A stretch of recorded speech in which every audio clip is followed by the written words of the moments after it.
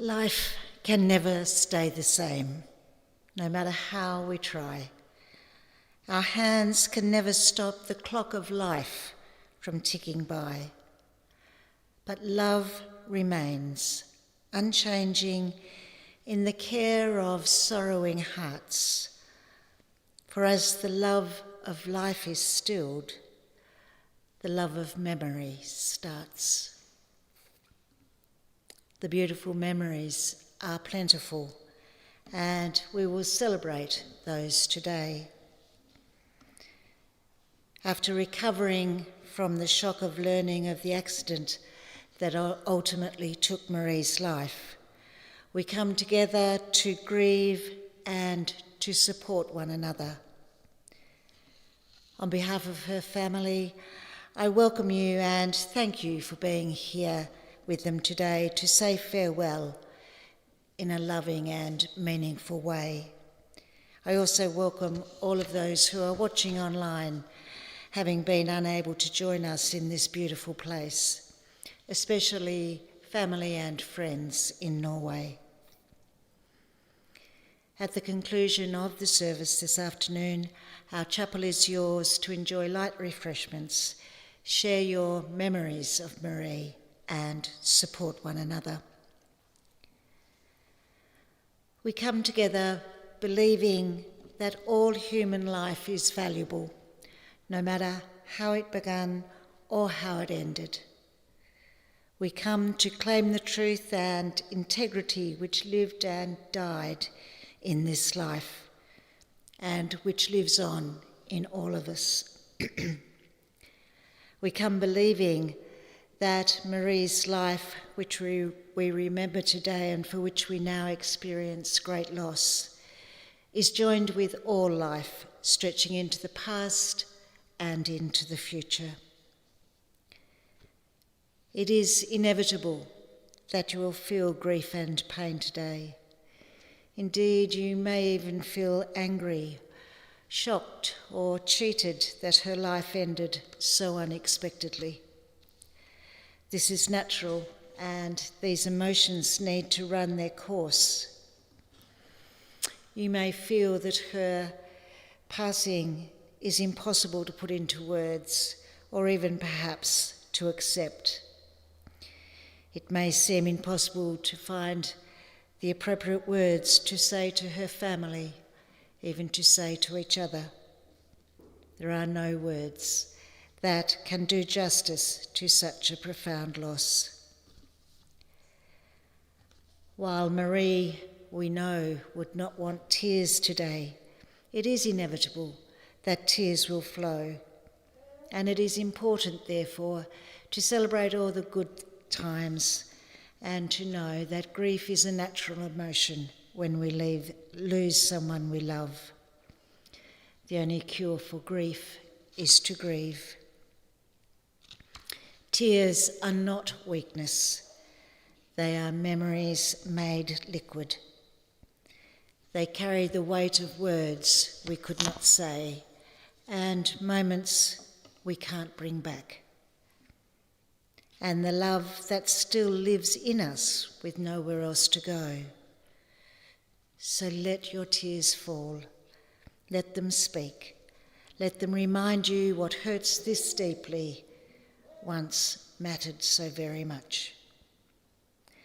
So today we celebrate the life of a strong and determined woman, a woman who faced the hurdles in her life with tenacity and stoicism, a woman who loved her little farm, the animals she tended on it, and the little dogs that were her constant companions. Elsa-Maree Gangsoy, known as Marie to you all, was the eldest of 3 daughters born in Norway to Father Kare and Mother Marjorie, leaving Norway at the age of 1. Marie accompanied her family to Australia, and later, at the age of 8, she and her 2 younger sisters, Sigrid and Christine, returned to Kare's homeland with their mother. Marie would have loved to have stayed on, at the grandparents' farm on the island called Gangsoy in the fjord, a temperate island in the Norwegian Sea, part of that majestic Arctic Ocean, halfway up the west coast of Norway. But that was not to be.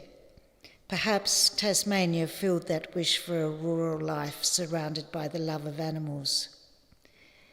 She did, however, return to Norway twice in her later years and was even thinking of moving back there at one stage. So the family returned to Australia, and in Marie's early years she attended St Catherine's boarding school in Waverley in Sydney. She travelled by tram from North Sydney, where her parents ran a successful Norwegian-style restaurant. Later, her parents sold the business and moved to a popular cafe on the Manly beachfront. On their retirement, Marie managed the business when she was newly married. She was a well-organised, hard worker, and she would set herself financial goals in order to attain the things she wanted. Marie travelled widely around Australia, living a few years in different locations, to eventually settle inland from the Gold Coast with her young son Robbie and husband. Sadly, Robbie predeceased Marie, which was Marie's greatest tragedy. Following her husband's passing, she took the opportunity for a new start.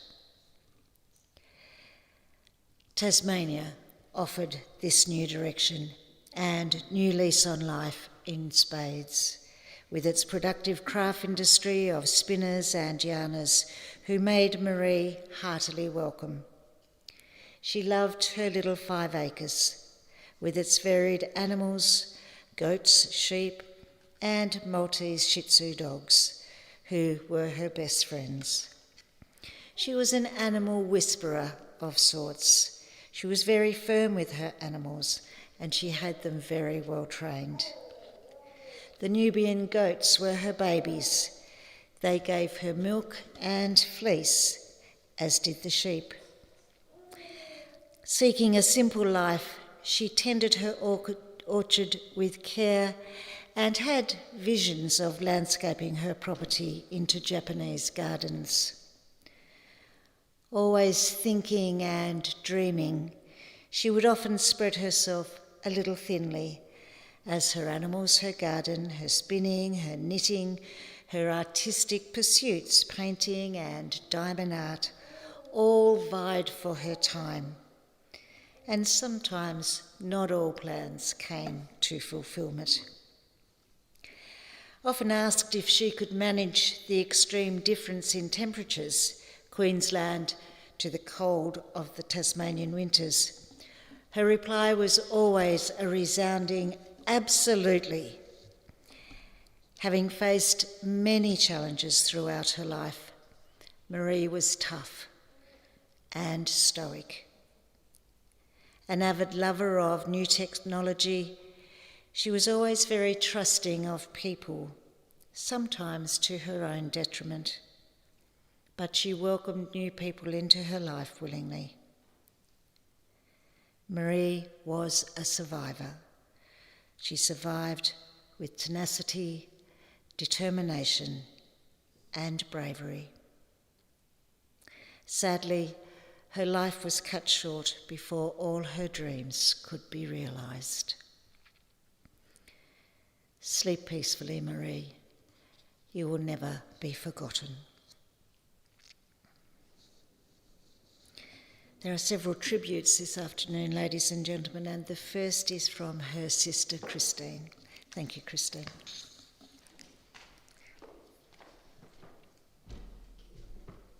Beautifully read. Thank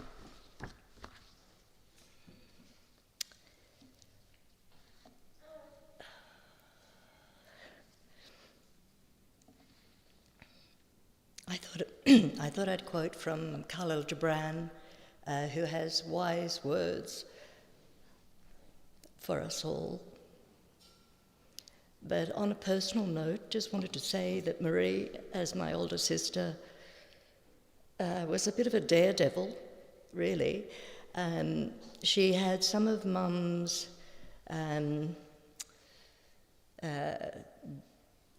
enthusiasm for life to strike out with new goals, but she also had my father's groundedness of the hard work that Denise mentioned. But as I said, she was a bit of a daredevil, that when we were at North Sydney, the Luna Park was our playground, as was the Olympic pool. Luna Park was our playground where Marie would be at the top of that Coney Island, sliding down on the biggest slide on a Hessian bag, not once. But also when we were at Manly, she would be at the swimming pool there near the wharf at Manly in Sydney. She would be on the top diving board, jumping off. She jumped into life. But Khalil Gibran has some nice words about death, which is what we're talking about today. And he says, so he was asked about death, and he said, you would know the secret of death, but how shall you find it unless you seek it in the heart of life? The owl, whose night-bound eyes are blind unto the day, cannot unveil the mystery of light. If you would indeed behold the spirit of death, open your heart wide unto the body of life, for life and death are one, even as the river and the sea. The river and the sea are one. In the depth of your hopes and desires lies your silent knowledge of the beyond, and like seeds dreaming beneath the snow, your heart dreams of spring. He was also asked about pain, and he said, your pain is the breaking of the shell that encloses your understanding, even as the stone of the fruit must break, that its heart may stand in the sun, so must you know pain. And could you keep your heart in wonder at the daily miracles of your life, your pain would not seem less wondrous than your joy, and you would accept the seasons of your heart, even as you have always accepted the seasons that pass over your fields, and you would watch with serenity the winters of your grief. Much of your pain is self-chosen. It is the bitter potion by which the physician within you heals your sick self. Therefore, trust the physician and drink his remedy in silence and tranquility, for his hand, though heavy and hard, is guided by the tender hand of the unseen, and the cup he brings, though it burn your lips, has been fashioned of the clay which the potter has moistened with his own sacred tears. And one more, he was asked of joy and sorrow, and he answered, Khalil Gibran answered, your joy is your sorrow unmasked, and the selfsame well from which your laughter rises was often filled with your tears, and how else can it be? The deeper that sorrow carves into your being, the more joy you can contain. It is not the cup that holds your wine the very cup that was burned in the potter's oven, and is not the lute that soothes your spirit the very wood that was hollowed with knives. When you are joyous, look deep into your heart, and you shall find it is only that which has given you sorrow that is giving you joy. When you are sorrowful, look again in your heart, and you shall see that in truth you are weeping for that which has been your delight. Some of you say joy is greater than sorrow, and others say no, sorrow is the greater. But I say they are inseparable. together they come, and when one sits alone with you at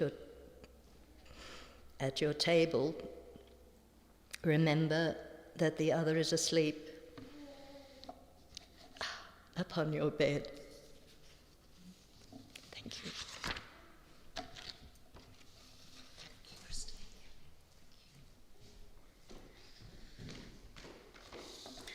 Thank you, Christine. Very wise words from the Prophet Khalil Gibran, things that we should read often and remember. Dear friend Irene Hall was going to come forward. Thank you, Irene.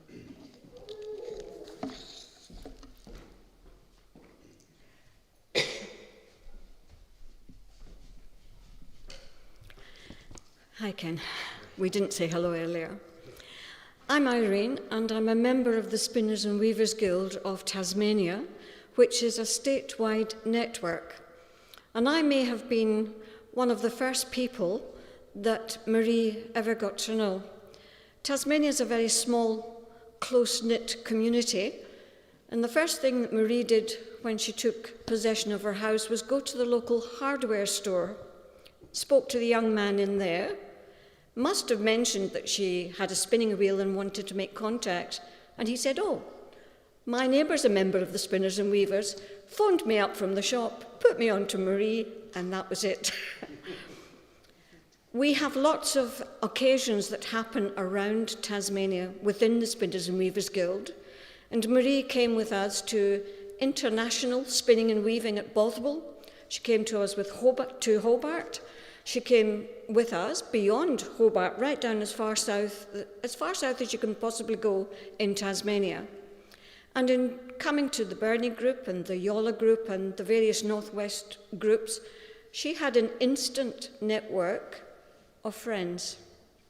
And a lot of those friends remain until today. Some of them are here, and some of them have been in contact by telephone from afar. Our coordinator at the Yola group last year moved up to Toowoomba in Queensland, and I had a phone call from her 2 days ago expressing her shock and her grief at hearing the news about Marie's death caused by the car accident. But she also wanted to send on her condolences to the family, but also to say a thank you for Marie's friendship and for her sharing, because Marie had lovely fleece of alpaca or sheep, which she shared with us, and we shared our skills teaching her to spin it up. But Marie and I had another bond, and that was with Norway. You can tell by the accent I'm originally from Scotland, which is only a hop, skip and jump from Norway. And I have a nephew who lives in Norway, married to a Norwegian girl and has his family there. He lives in a place, I think it's called Hundidvik. I'm not sure of the pronunciation. But my young sister from Scotland would go regularly to visit, and Marie would say to me, "When your sister goes to Norway, do you think she could bring me back some little trolls?" Which she did, and they were duly brought to Tasmania and passed on to Marie. And when Marie went to Norway, I would say to her, "Please, could you bring back some beautiful patterns for knitting the sweaters and the cardigans?" Which she did. And she said, "But they'll all be in Norwegian." I said, "Well, that doesn't matter as long as it's got a graph and I can follow the pattern of the graph." But Marie also gave me something very special from Norway. She was there in 2010, and she brought back with her a little piece of Gangsoy Island, which was very special to her, in the form of little beach stones. And she gave me two, which she thought looked like little trolls, and she called them Father and Son, special to her. So today I have a little piece of Gangsoy Island, which I would really like to return to Marie for her onward journey, because I know her for a special bond. She was really connected to her roots and loved Norway, and I'd like that to go with her on the next step of her journey.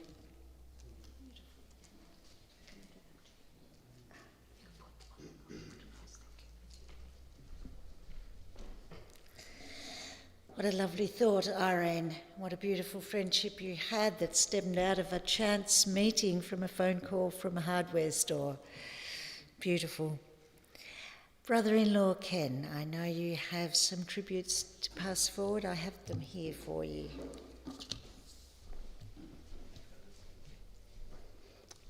Hello everyone. We thought the wicker basket was very appropriate. You know, Marie did want cardboard and paper, but that's a little bit difficult. So that was the unpolished, ecological. It was really a nice choice and we love it. So I think that will be great with the Norwegian stones. Where am I? I'd like to thank Brendan and the staff, the Parkside Funerals, for creating a space that is very accessible, friendly, sincere, thoughtful, which has helped us make a difficult emotional time more tolerable for us all. When I phoned that first day, you know, I had a stiffness in the shoulder and a headache, and it dissipated through that conversation because I felt we were in really nice hands here. When we arrived here, we couldn't believe how beautiful this place is. And so we really appreciate that this is a nice resting ground for Marie, being a country person like that. So we're really, really stoked with it all. I'd like to, of course, thank Denise, our celebrant, for her expertise, her confidence, ease of communications with Christine, my wife, Marie's youngest sister. And thanks to Donna. Where are you, Donna? Is Donna here? Yeah, no, you're Donna. Thanks, Donna. Marie's newest friend, who Christine first met on a WhatsApp video link talk with Marie only about a week or two before she passed away. It wasn't long ago, was it? Was it? Really, time flies. Anyway, before that tragic car accident. So Donna, you've been such a gem. You know, we can't express our appreciation of you being there for Marie throughout this and for us, looking after the properties, the animals. She's got 4 sheep still on there if anyone needs sheep for fleece. And 1 dog, because Donna found a beautiful home for that dog with a nice young family, the youngest dog, and we have an older dog that we want to find a home to. But without Donna, we were feeling distressed, and she's such a kind person. And it's the first time I've met you. Yeah, thank you. She found also beautiful clothing for Marie to be wearing, and we appreciate that. We viewed that yesterday, and they were absolutely appropriate. She looked beautiful. More especially for being there with Marie, as I said, and passing away, holding Marie's hand, saying appropriate words of comfort. We were told by the fantastic team at ICU not to rush down, as they initially thought that she was in a stable position and she would make it through the accident. And one day it was okay, the next day it wasn't okay, and we were in Melbourne visiting our daughter with a great nephew, Theodore, away from our home in Sydney at the time when we got the phone call. Christine was phoning every day, keeping up to date with her, and we were reassured not to come down, but Donna was there. Donna held her hand, said the appropriate things, and we can't thank you more.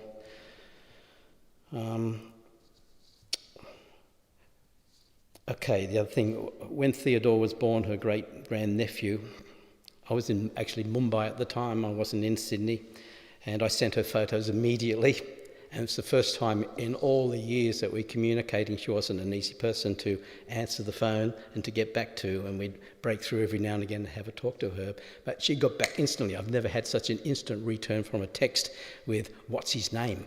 The newborn Theodore. And she was very concerned about that name, not to shorten that name into something you could pick on, somebody could make fun of.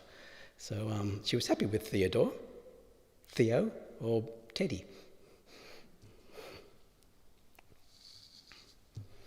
I'd like to thank, of course, Irene and all the friends at the Spinners and Weavers Craft Group, her most important social interaction, and she adored it, we knew that. There's also a Buddhist group, anyone here from that group, that she somehow used to talk about and engage with. They seem to be helpful support for various stages, and thank you. To Sigrid, Marie's middle sister, who cannot be here today, and will be watching the live stream with her family, and Marie's other great-grandnephew, Oscar. Thank you, Sigrid, for your communications, understanding and emotional honesty. Since Marie's death, it's been hard for you, and we know. Final thanks go to all our Norwegian, or all your Norwegian cousins, family, second cousins, who have shared the sad news on Gangsoy, a Facebook group, who have, of course, since communicated with us and their sorrow and their loss, and are spreading the news through the link. And it's so nice to be able to have modern technology here that people from afar can look at all of this and see the slides that we'll be showing soon of photos over the years in a scrambled order. I've known Maree for only 40 years plus, visiting her in her Gold Coast, it was Nerang Inland, Queensland, a couple of times, for her staying with us on her way to Tasmania. And there's a lovely photo that you'll see of Maree with my father George and baby Isabel, who's there, in hands about the same age as Theodore is now. And it's so nice to see those memories and feel the good link that we had at that stage. That's 34 years ago, by the way. Then the various visits we made here in Somerset over the years, we always got on well, and she seemed to trust me, and at a later stage entrusted me and Christine to be the executors of her estate. She was a funny soul, troubled, suspicious of people's motives, easily hurt, testy, pig-headed, and rightly so. And they're her good points. But her character, as we've heard, loved animals and craft work. She had a mischievous, cheeky underlay, a funny sense of humour, that even in her dying days at ICU, in the hospital, the nurses told Christine, she's a cheeky one. I think it must have been one of her good days. She did suffer some discomfort from the accident. There's breaks and it wasn't very good. She's a cheeky one. I'll remember her eating double servings of the food we used to barbecue and cook up when we visited. She would love every mouthful and did not want us to leave. Even loved the foods that she thought she did not like certain seafoods and certain vegetables. Oh, I'd never eat that. And then she'd taste it and say, oh, they're nice, going to have another helping. We knew that she only lived on little. Occasional sandwich, cheese sandwich, weak cup of tea and cigarettes. That was her primary diet. And so we enjoyed our feasts together. They were feasts, and they were a good example of us connecting over food and memories. And Norway, we all went to Norway in 2010, and there was a lovely connection with Isabel and Lauren at that stage on ferries up to Gangsoy and so forth. It was a good time. Oops, where are we with this page? Okay. Knowing she lived on little, as I said, you will be remembered Elsa-Maree Gangsoy. Yes, there's a silent. In Norwegian, it's the Elsa is L-E-L-S-E, but pronounced Elsa. Is that right? Elsa-Maree Gangsoy. We'll remember you. Thank you. Oh, can I also thank my daughter Isabel and Lauren and Theobald for coming over. It's been a lot of juggling in a difficult time, and you didn't hesitate when you heard about her death that you'd come, and we appreciate that. Thank you. Thank you, Ken.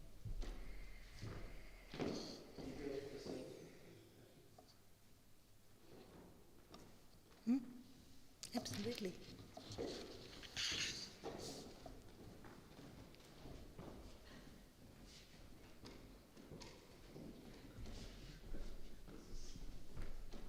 Just very briefly, that although we didn't get to see and spend a lot of time with Maree being down in Tasmania, we are so grateful that we could come on trips down to Tasmania and see all the animals over the years, the alpacas and goats. And I have fond memories of when we came down, my last time coming down, or it was when I was last time down, picking raspberries from her orchard. And no, there was raspberries as well. We've got beautiful photos looking through those, but remembering Maree, as was said, she had that cheekiness, that would make you laugh. She was a joker, but fiercely independent, and that was very inspiring as well to see her down doing in a place that she loved. As was said, it connected her with Norway in a way, the landscape, and seeing her in a place that she felt comfortable and doing what she wanted to do. It's very inspiring to see that and to remember her. And it's just a shame that she couldn't meet Theodore. She loved the name. I think she was one of the first people I told, and she loved it. And she sent me a big box of clothes and toys, and it's just really sweet. So, thank you, Maree. Thank you. Thanks, guys. Strong, independent woman whom I'm sure you both have learnt lots from and will have some of those traits yourself. You've got beautiful memories that you can now cherish. As we're going to see on the screen, as we know, photographs are always a wonderful way to share aspects of someone's life, and Ken and Christine have put together a beautiful selection of photos of Maree's life, and they have chosen Unchained Melody and Hard to Say I'm Sorry to accompany these. Oh, my love, my darling, I've hungered for your touch a long, lonely time.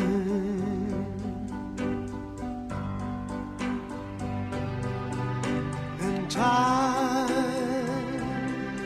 goes by so slowly, and time can do so much.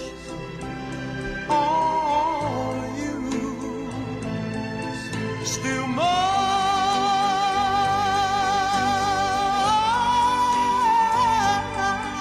I need your love. I need your love. God, speed your love to me.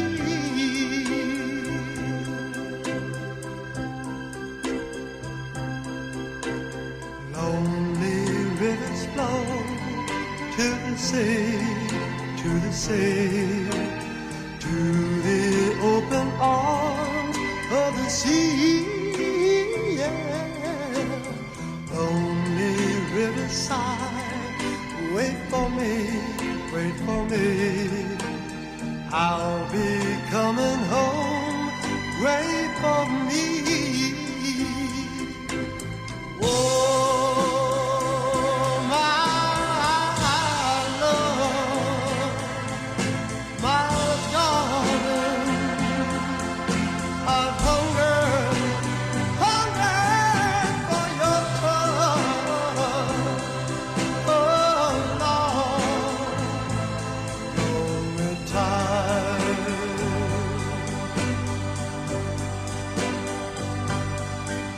And time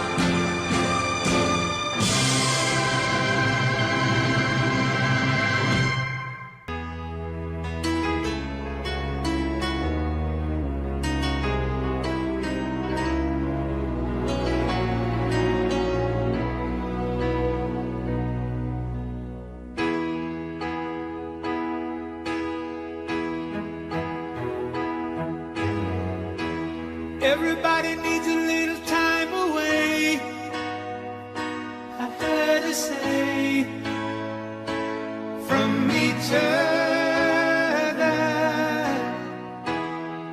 Even lovers need a holiday,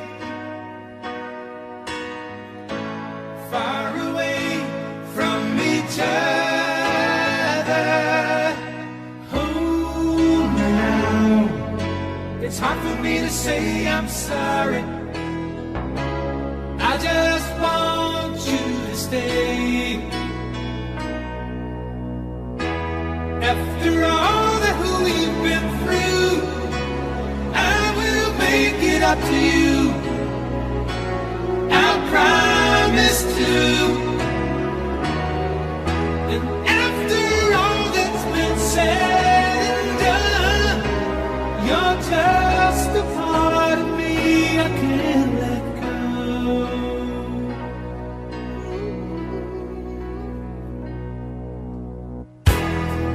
Couldn't stand to be kept away just for the day from your body.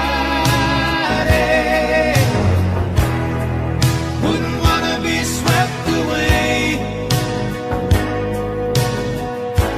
far away from the one that I love.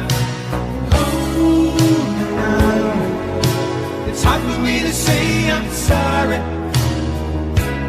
I just want you to know. Hold me now, I really wanna tell you I'm sorry. I could never let you go. After all that we've been through, I will make it up to you. I promise to. And after all that's been said and done, you're just a part of me I can't let go. After all that we've been through, I will make it up to you. I promise to.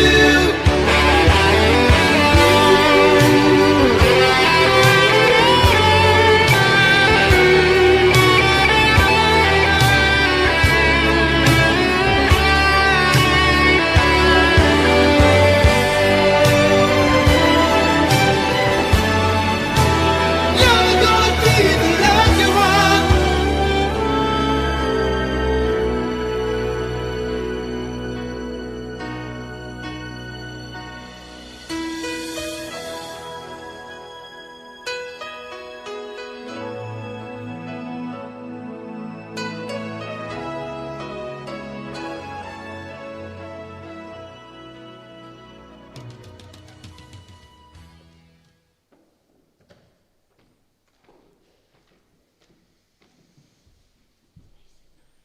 What a beautiful array of memories.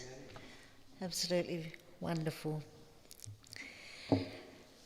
When we lose someone we love, life goes on. So it's important to think about the things that you're glad about, and a lot of those we just saw.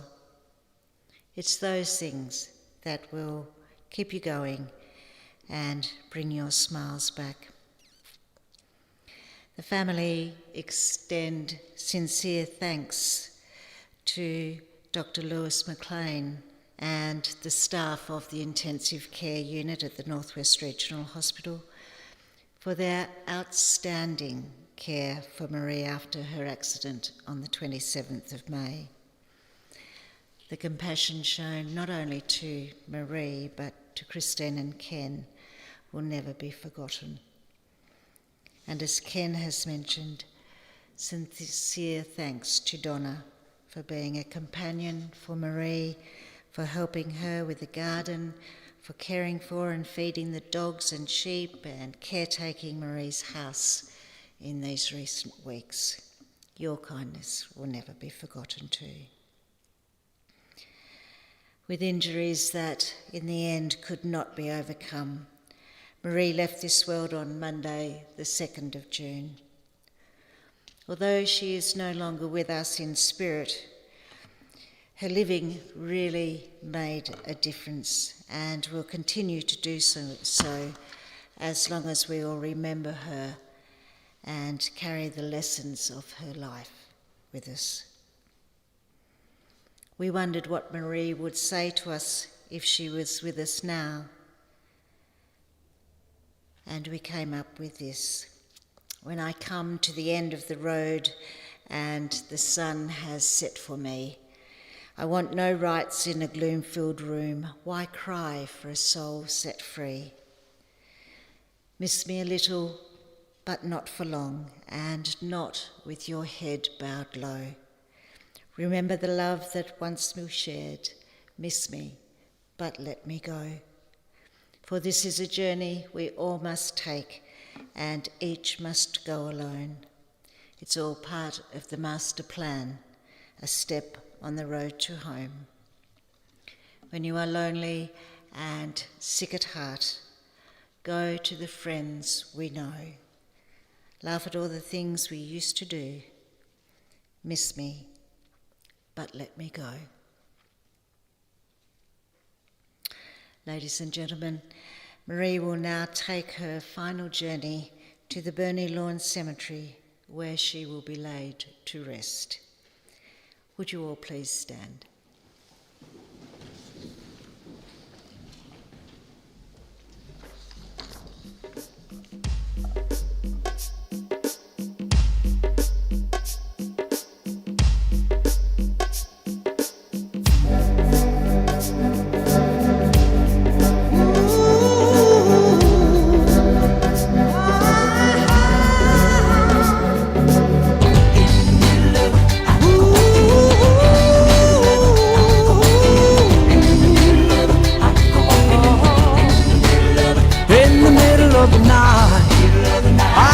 In my sleep, from the mountains of fame to the river so deep, I must be looking for something sacred I lost.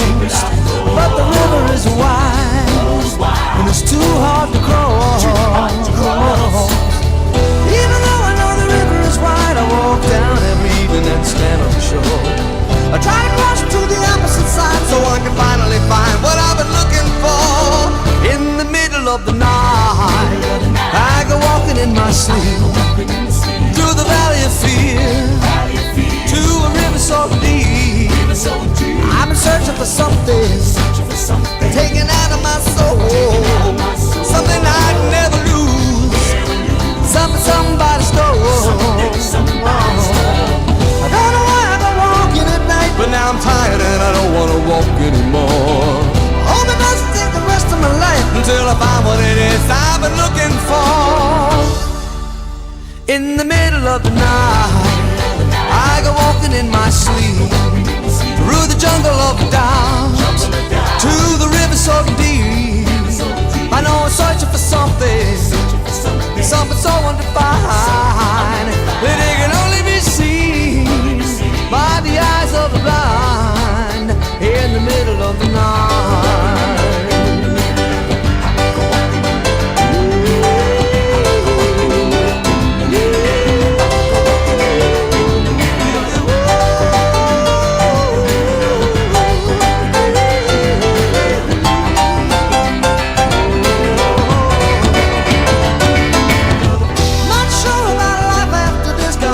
I've never been a spiritual man. Baptized by fire, I wade into the river that is running to the promised land. In the middle of the night, I go walking in my sleep through the desert of the truth to the river so deep. We all end in the ocean, we all start in the streams. We're all carried along by the river of dreams. In the middle of the night, in the middle of it, I go walking in the middle of it, I go walking in the middle of it, I go walking in the middle of it, I go walking in the middle.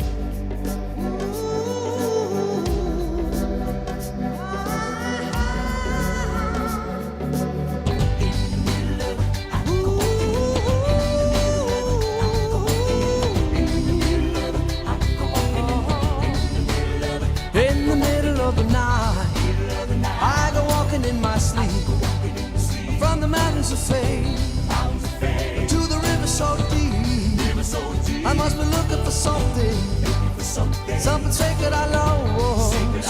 But the river is wide, and it's too hard to cross. Even though I know the river is wide, I walk down every evening and stand on the shore. I try to cross to the opposite side so I can finally find